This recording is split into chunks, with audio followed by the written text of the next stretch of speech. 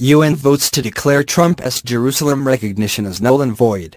More than 100 countries have voted to defy Donald Trump over his decision to recognize Jerusalem as the capital of Israel. The UN resolution called on America to withdraw its move, but Trump threatened to cut off financial aid to anyone who supported it. Despite the threat, 128 countries voted for it. 9 voted against, and 35 abstained.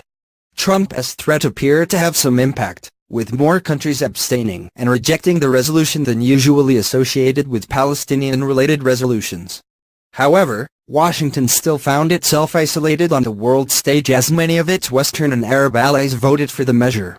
Ahead of the vote, the United States said it was singled out for attack at the United Nations over Jerusalem, which holds Muslim, Jewish and Christian holy sites. The United States will remember this day in which it was singled out for attack in the General Assembly for the very act of exercising our right as a sovereign nation, U.S. Ambassador to the UN, Nikki Haley, said. We will remember it when we are called upon to once again make the world's largest contribution to the United Nations, and so many countries come calling on us, as they so often do, to pay even more and to use our influence for their benefit. She said. Earlier this month, Trump reversed decades of U.S. policy by announcing the United States recognized Jerusalem as the capital of Israel and would move its embassy there. The status of Jerusalem is one of the thorniest obstacles to a peace deal between Israel and the Palestinians, who were furious over Trump's move. The international community does not recognize Israeli sovereignty over the full city.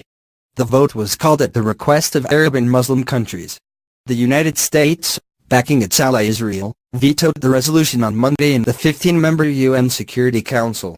The remaining 14 Security Council members voted in favor of the Egyptian-drafted resolution, which did not specifically mention the United States or Trump, but which expressed deep regret at recent decisions concerning the status of Jerusalem. Israeli Prime Minister Benjamin Netanyahu described the United Nations as a house of lies ahead of the vote. The State of Israel totally rejects this vote, even before the resolution's approval, Netanyahu said in a speech in the port city of Ashdod.